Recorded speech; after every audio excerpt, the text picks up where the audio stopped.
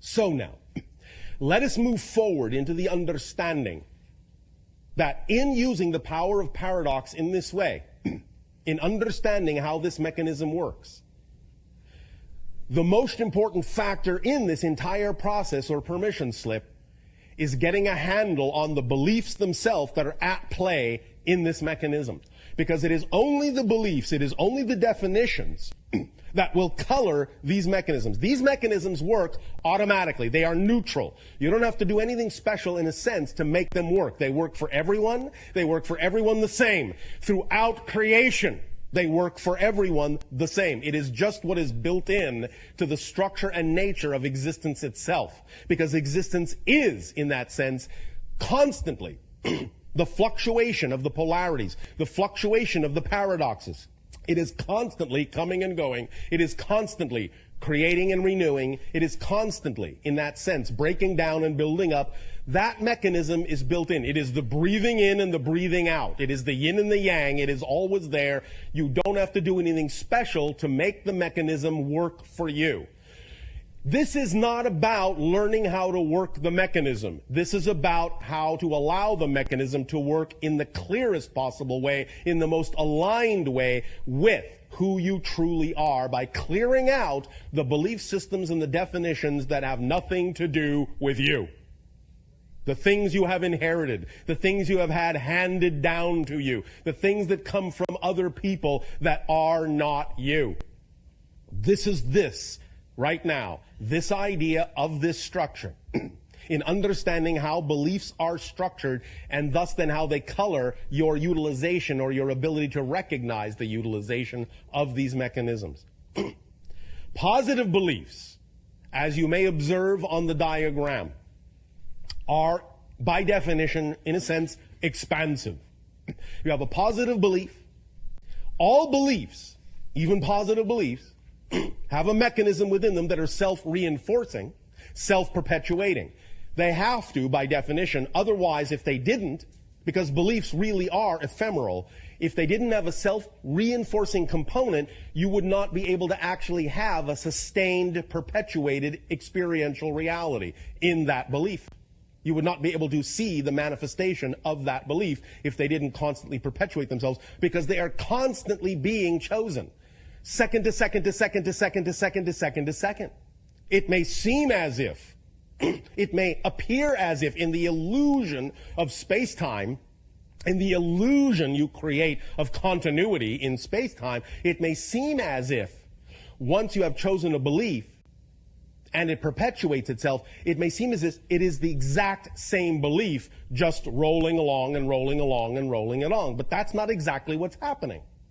The idea of the perpetuation of the belief, the idea of the inertia and the momentum, is simply that the perpetuation mechanism is designed in such a way as to inspire you, shall we say, to continue to choose the same belief again in the next moment. Because in the next moment, it is a whole new reality. You actually have to keep choosing the belief every single nanosecond in order to actually have an experience of ongoing perpetuation. So the idea of the self-perpetuating mechanism in a belief is not that it simply has an automatic momentum that carries it through space-time. It is that it has an automatic perpetuation mechanism that seems to make it, that makes it seem like the thing to keep choosing over and over and over and over and over again. Because as you do that, you are actually creating a new reality, new reality, new reality, new reality, new reality. But if you are, in a sense, buying into the perpetuation mechanism of that belief, positive or negative, then what you're doing is creating a completely new reality every moment that looks very much like the reality you created a moment ago.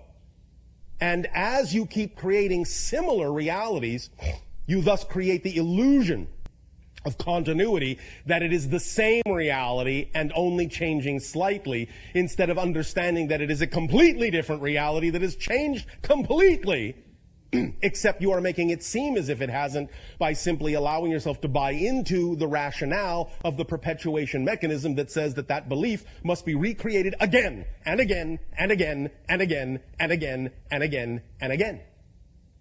Now, when it is a positive belief, obviously this is representative of alignment with your true natural core self, and you don't mind that it is, in a sense, inspiring you to recreate it again and again and again and again. But where you have your difficulty is when you don't understand why you are recreating the negative beliefs that you say you don't prefer again and again and again and again. As you can see from the diagram, and even though this is an oversimplification, it will do to illustrate the point, because of the nature of positive beliefs being integrative in that sense, they are, in a sense, more simply structured. They don't need to be complicated. They don't need to be, in that sense, very diverse, because that is in alignment with your true natural vibration. Therefore, they are very simply structured. However, negative beliefs, because negative energy is that which dissociates, segregates, compartmentalizes, rigidizes, separates, needs a larger bag of tricks to sustain itself. Thus, it will go from the fluid, ever-expanding positive structure, the simplistic, expanding circular structure, in a sense, euphemistically, to the rigidized, crystallized, and non-expanding structure that will thus then contain several compartments and several bags of tricks that it uses to reinforce itself to make it seem like the thing to keep choosing over and over and over again. And here is where the X-ray vision comes in very importantly. You have to recognize what those tricks are, and thus then by recognizing them, by identifying them, catch yourself so that you are not then simply succumbing to the rationale that you have to keep creating and choosing to create in every new reality that belief over and over and over and over and over and over again. Let us examine some of these ideas.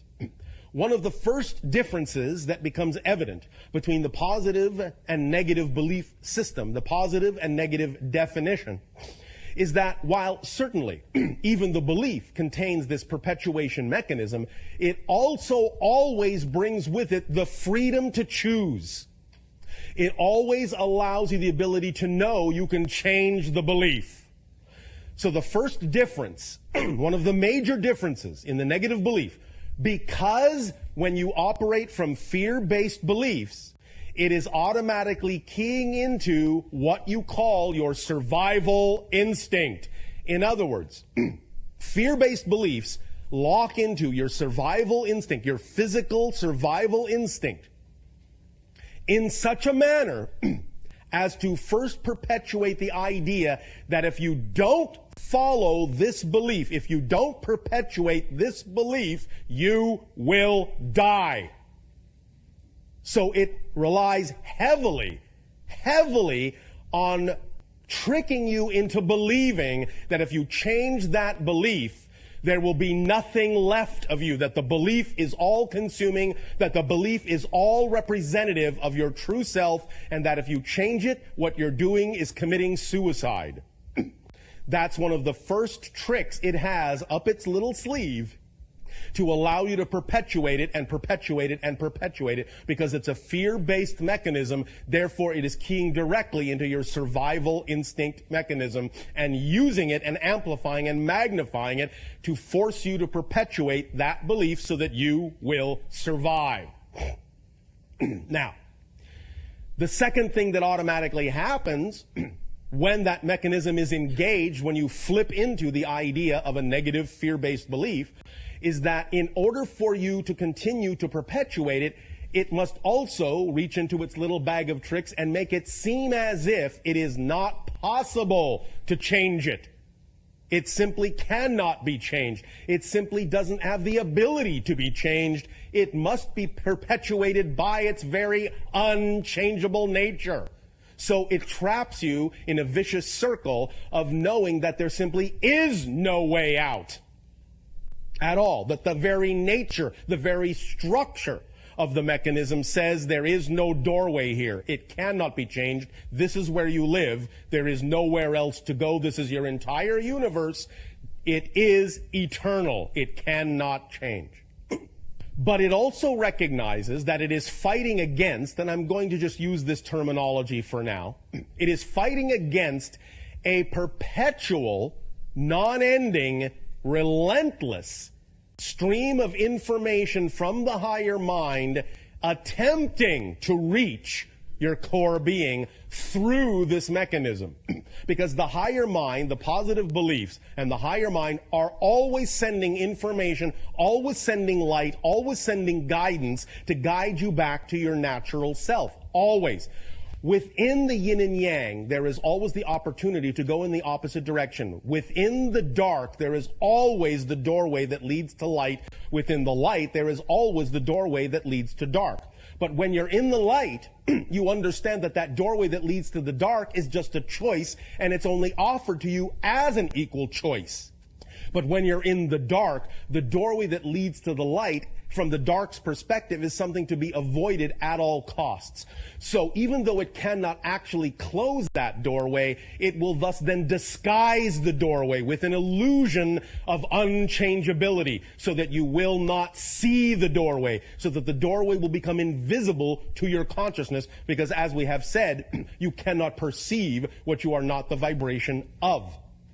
When you are in an enlightened state, you can see all choices, even the negative ones, because they are all equal choices from the perspective of the higher mind. But when you are in the lower vibrational state of a negative belief and fear system belief, then the idea is that it must disguise these things that exist as choices to make it seem as if there is no choice at all. So, tapping into the survival mechanism, the first thing it does with that energy is it disguises, it covers up that doorway so that you don't even know you have a choice to go back into the light, because that doorway is always there. And the array of tools it uses to take your attention off that doorway, to make you look in any other direction other than that doorway that leads to the light, are these that are generally described surrounding the mechanism, like, in a sense, a viral cell. Like the idea of electrons around the nucleus of an atom. And it will constantly switch back and forth and use these other tools and techniques in a variety of ways, in a variety of combinations, to constantly keep you off balance, to constantly keep you unable to see that doorway that leads to the light. A variety of mechanisms, such as the idea of projection, such as the idea of rejection of ideas, such as the idea of paranoia, so that you will not believe what anyone is saying to you when they are actually attempting to help you, so that you can, in a sense, avoid all information that will actually be to your benefit by seeing it in a light, by projecting it from the dark vibration with a dark energy, so that even the light looks dark to you. And in that sense, seeing everything in a negative light will keep you off balance. The idea thus then of all these things working together will keep you completely off balance until such time as you give yourself the opportunity to recognize that this structure exists. This is where truly the phrase in your language, knowledge is power, comes into play. The very fact of illuminating this structure, the very idea of revealing and exposing in X-ray form that this structure exists, can give you an edge over it. Because once you've identified the structure, once you have identified the negative belief, once it becomes transparent to you and you understand what all the tricks are, something happens to that structure. You gain a perspective by being able to actually see it in front of your face, by actually having a diagram go through your eyes into your brain and start rewiring in your brain the recognition of the structure. The structure suddenly becomes illogical and nonsensical. You start to see your relative position to the structure and its relative position to you. You start seeing it as nothing but an illusion, nothing but a filter, nothing but a template overlaying the idea of your true self. And you start seeing the idea of you bouncing around in all these little crystalline rooms and being, in a sense, fooled and tricked into believing all the things that it is attempting to get you to believe to perpetuate itself from moment to moment to moment to moment to moment. Our personal favorite trick of negative belief is the one you see called reward. This is one of its most insidious little tricks. Negative beliefs will actually use positive reinforcement to reward you for buying into the negative belief, so that you will then only recognize it as the thing to do. This is where it uses the motivational mechanism. This is where it attaches an apparently rewarding result to having chosen the negative path, and makes you feel good about yourself and makes you feel safe and protected for having chosen the safer path, which is only another way of saying the negative belief in this case. So in recognizing that it does this, that it uses all these tricks, you can begin to really examine each and every one of these. And the way to use this template is to take specific negative belief ideas by examining them in ways that we have discussed before, by finding out what that belief is, such as, for example, I am unloved. And taking that and putting it in the center of that diagram and looking at all the different ways the tricks are used to reinforce the idea that you are unloved and to make it seem like the thing to keep choosing, to make it justified, rationalized, rewarded, to develop the paranoia that forces you to not look for the reality where you are loved. One of the most insidious ways it has of reinforcing your inability to go in that direction is to make you believe that if you actually go looking for the positive side of that belief, you won't find it because there is no such thing. It can't be true. And thus then when you go looking and find out it doesn't exist, you will then be disappointed. You will then find out that you really are as bad as you've been told you are. And so to avoid that reinforcement of the negative self at all costs, you will simply stay within the negative self. Look at how insidious that is. It is actually saying, don't go looking to prove the negative. Stay in the negative you are in, because the negative you are in is at least better than proving that the negative is true.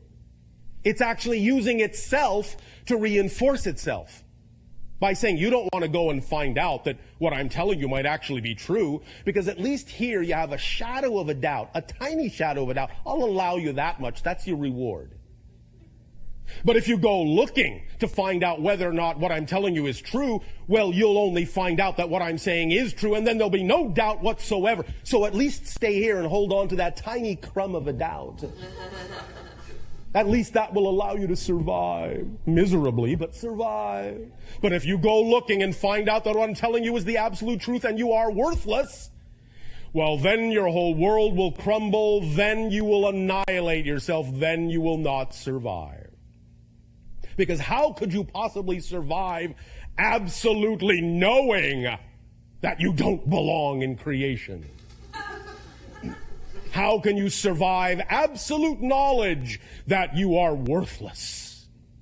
How could you survive that? You can't, says negative belief. You can't. So stay here and just play with that little doubt that I'm giving you, that it, well, I don't know, it could be true, that, or maybe it's not. I don't know, but this is safer. At least here I'm alive, as miserable as I am, so I'll keep perpetuating this, and I'll bring the doubt with me, and I'll keep wondering, could it possibly be true that I'm really this worthless? Maybe I'm not. Oh, but if you go looking, you might find out that you are. Okay, I'll stay here. Again and again and again and again and again and again and again and again and again and again and again. But now, allowing your higher mind through our reflection to you to see the diagram of the tricks it is using to create these scenarios, to create the illusion that you must perpetuate the negative belief, this diagram will now begin to imprint itself in your neurological net just by looking at it.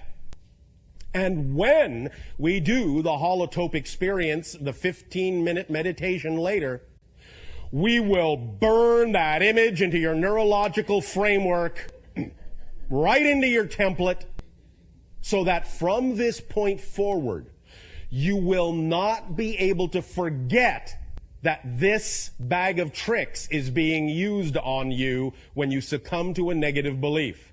And that will give you an edge, just enough of an edge, so that when you find yourself falling into a negative belief and perpetuating it, and going, oh, poor me, this is my lot in life, I will never escape this, there is no way out, it's not changeable, what you're saying to me is not true, you are my enemy by telling me I am loved, then you will remember this template and suddenly go, oh, wait a minute,